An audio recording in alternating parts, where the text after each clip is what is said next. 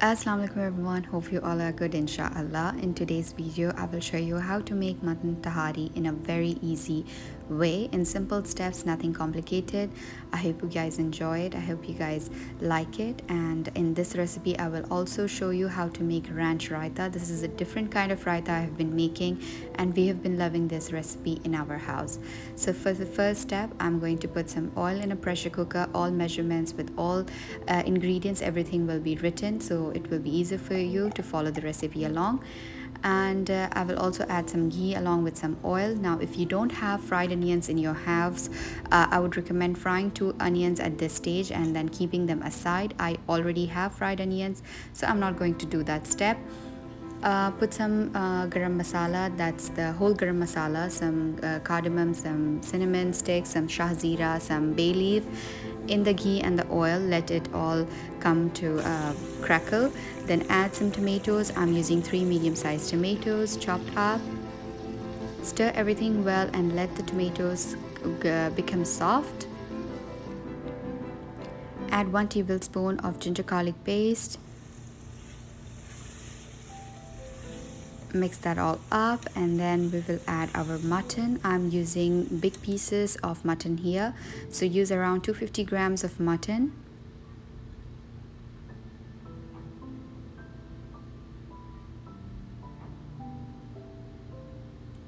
Mix that all up. You could use beef if you like, and that would taste good as well. For the spices, I'm going to add 1 to 2 teaspoons of red chili powder. I will add some turmeric powder, some red Kashmiri red chili powder, then 1 teaspoon of coriander powder and 1 teaspoon of garam masala. Please adjust the chili powder and salt as per your taste.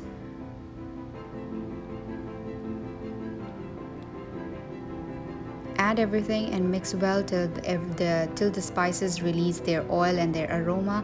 So mix everything really well, and till this point your stove flame should be on medium to high flame. Now lower the flame and then add well beaten 170 grams of yogurt.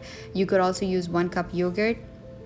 Make sure it's well beaten so that it does not curdle up. Mix it well before making your flame a bit higher. Now I'm going to add 1 lemon's juice. I'm going to add my fried onions here. I'm just using 1 handful of those, and pinch saffron. I'm going to add very little salt to the mutton just to flavor it a little bit. So I'm just adding 2 teaspoons of salt and just mixing it well. I will add 1 cup of water and I will pressure cook this for 3 to 5 whistles, and then I will simmer it for 40 minutes. After 40 minutes, I'm going to open the cooker back up and the mutton is tender. I will transfer it to a pot now. I will add some chopped up mint and coriander along with some green chilies.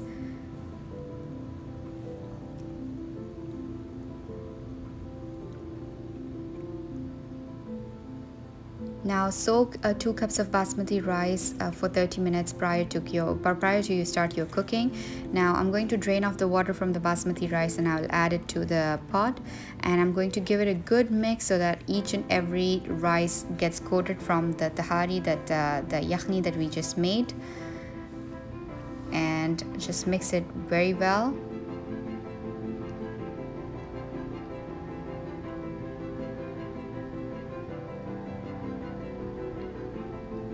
Now the broth is not enough as per the ratio of the rice, so I'm just going to add a bit more of the water here so that the ratio of water and rice is good.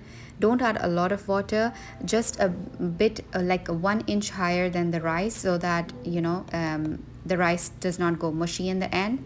Now at this point add salt. Now I have noticed that the more salt you add, it needs a lot of salt than usual, so I'm going to add around 4 teaspoons of salt, but of course do check how much ever you want.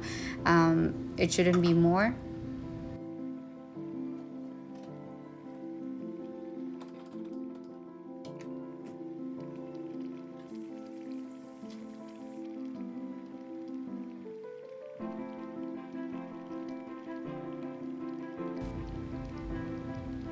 Keep stirring your rice in between gently, avoid breaking the rice.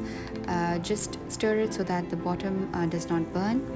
Now once you start seeing holes like these, that is the time you're going to put the lid on the pot and just keep it on simmer for 10 more minutes.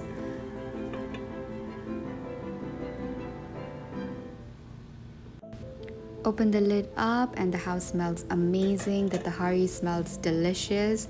I'm going to just take a fork and I will just fluff up the rice so that they don't go mushy. And yeah, it's done. It's that simple, but it's a favorite in my house for everybody. My kids love it, my husband loves it. So yeah, you can see the meat is super juicy and succulent. Nothing is dry, the rice is not dry, it's not sticky, it's all fragrant, and you can see the rice, mashallah, it looks amazing. Here is just some slow-mo clips that I took for you guys so that you can see. I'm insisting on you guys trying this recipe out.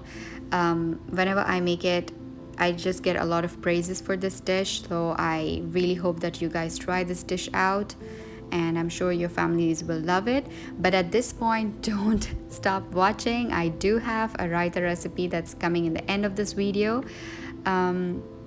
So yeah, now we'll start making the raita. This is the ranch raita recipe that I just came up with. One day I was short on the yogurt, so I just took some more ingredients and tried to whip up a yogurt and tried to whip up a raita recipe, and it was a new raita recipe that I just happened to invent out of nowhere. So anyway, so in a bowl I'm going to add some sliced up cucumbers along with some chopped mint and coriander. To that I will add some ginger garlic paste. I'm just adding a little bit of that. Now I'm going to add 1.5 cups of yogurt. You could use full fat or not fat, whatever you want.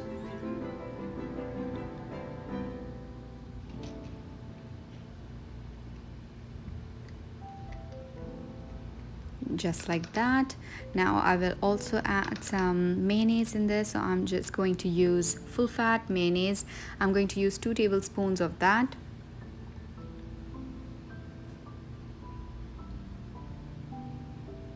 I will add 1 teaspoon of black pepper. This is homemade crushed black pepper, and I will squeeze 1 lemon juice inside.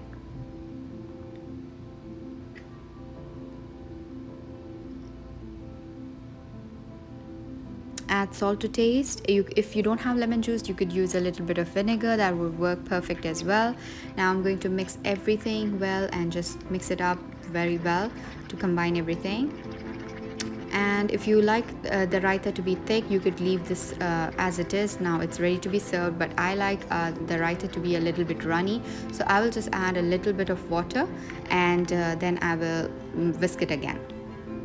So I'll just add some water here, and then again just thin out the consistency. Add as much as water as you want. You could keep it as runny as you like.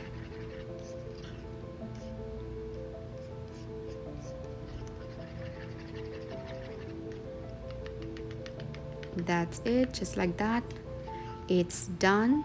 It tastes amazing. I took this raita at my mom's place the other day and I got a lot of compliments, and they asked what it is, so they named it the ranch raita. So this is how it is.